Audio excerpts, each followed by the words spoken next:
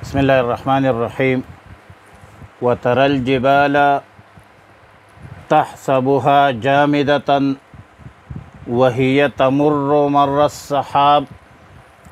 پارہ نمبر 20 سورہ نمل، رکوع 7، آیات نمبر 88۔ آیات مذکورہ میں قیامت کی ہولناک حالات کا تذکرہ ہے۔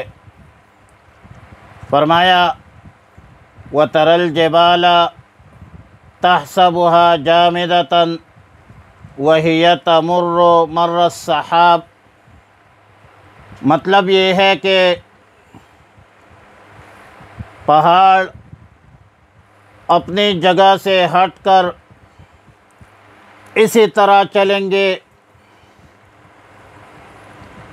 جیسے بادل دیکھنے والے کو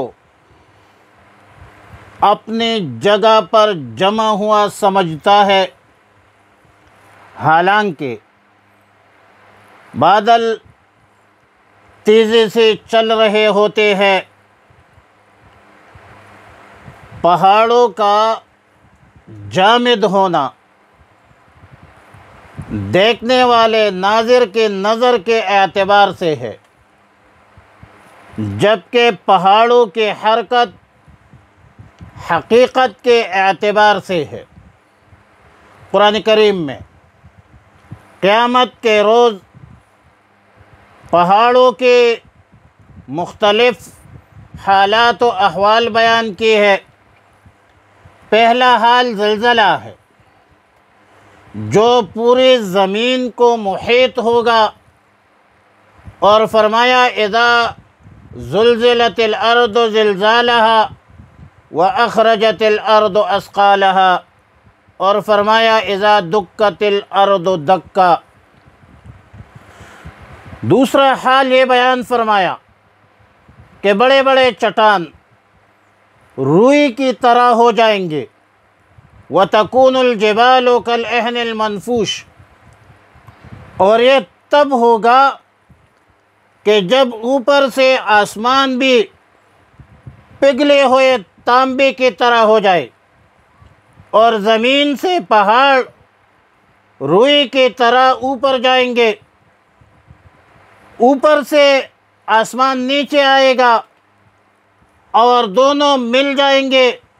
فرمایا یوم تکون السماء کالمہل وتکون الجبال کالعہن۔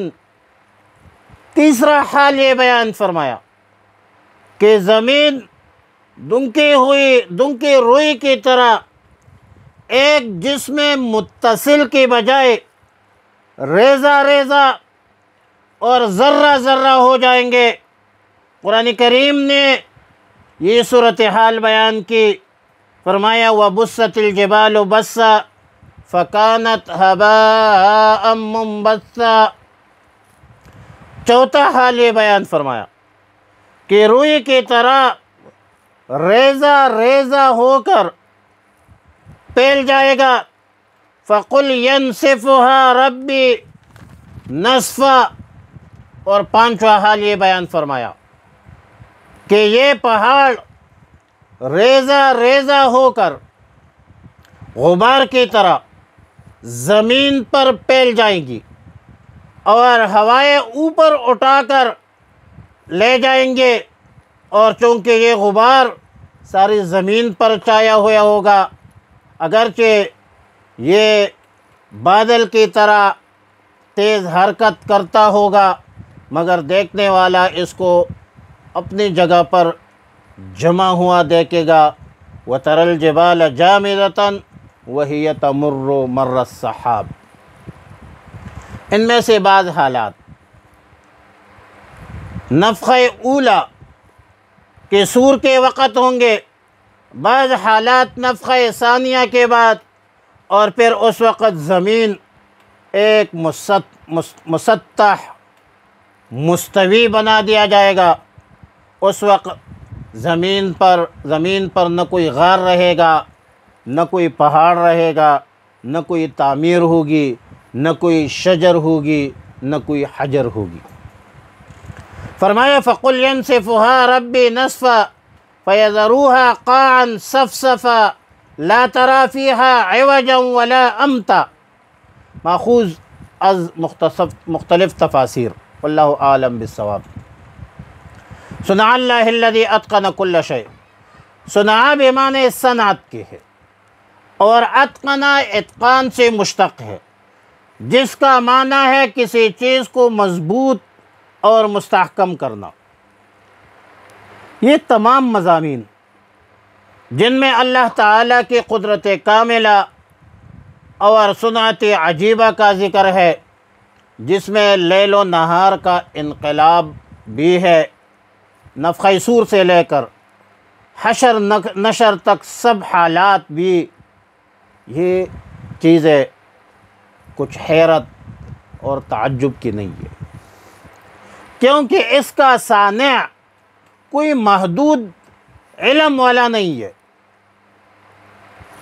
کوئی محدود قدرت والا انسان یا فرشتہ نہیں ہے، مخلوق نہیں ہے، بلکہ اللہ رب العالمین ہے جو ہمارا خالق ہے، مالک ہے، اور اللہ رب العالمین کے قدرت کاملہ کامل بھی ہے، مکمل بھی ہے، اتم بھی ہے، اور اللہ تعالیٰ ہر چیز پر قادر ہے، قدرت رکھتا ہے۔